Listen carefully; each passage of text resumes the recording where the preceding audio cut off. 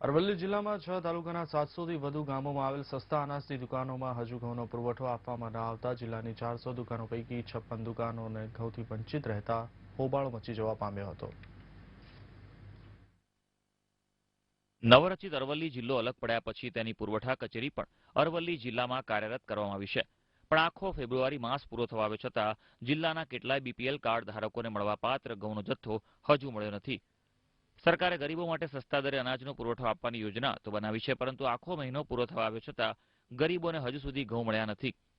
28 તારીખે મહિનો પૂરો થાય છે છતાં જેમના ઉપર જે ગરીબોનો રોટલો નિર્ભર છે તે સસ્તા ઘઉં 56 દુકાનોને મળ્યા નથી, જેથી દુકાનદારોએ પણ પોતાને માલ નથી મળ્યો તેવો લૂલો બચાવ કર્યો હતો.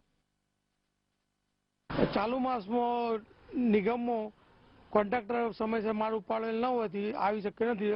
ચાલુ માસના ફક્ત 2 દિવસ જ બાકી હોવા છતાં દુકાનદારને સમયસર માલ મળેલ નથી. લગભગ 25% દુકાનદાર હજુ માલથી વંચિત છે. તેના લીધે બીપીએલ તથા અંત્યોદય લાભાર્થીઓ ચાલુ માસમાં માલથી વંચિત રહે તેમ છે.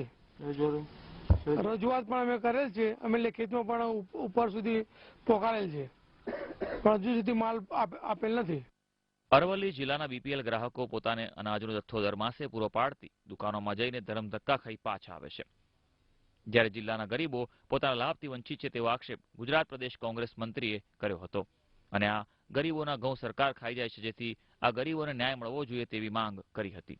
અરવલ્લી જિલ્લાની અંદર સસ્તા અનાજની દુકાનો જે છે એની અંદર અનાજનો પુરવઠો ન હોવાના કારણે અરવલ્લી જિલ્લાના ગરીબ ભાઈઓ જે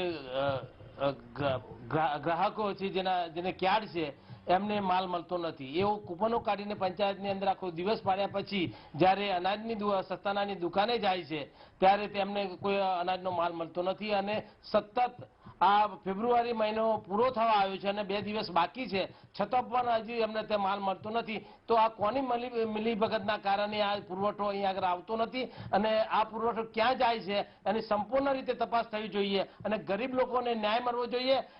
જ્યારે ગરીબોના અનાજ માટે પુરવઠા વિભાગ દ્વારા જણાવાયું કે આ મહિને સમયસર અનાજનો જથ્થો ગ્રાહકોને નથી મળી શક્યો, જેનું કારણ એ છે કે ટ્રાન્સપોર્ટે સમયસર માલ ન પહોંચાડતા આ પરિસ્થિતિનું નિર્માણ થવા પામ્યું છે. પરંતુ 2 દિવસમાં આ સમસ્યાનું સમાધાન થઈ જશે અને ગ્રાહકોને પૂરતા પ્રમાણમાં પુરવઠો આપી દેવામાં આવશે. અરવલ્લી જિલ્લાની અંદર ટોટલ 402 દુકાનો આવેલી છે એફપીએસની.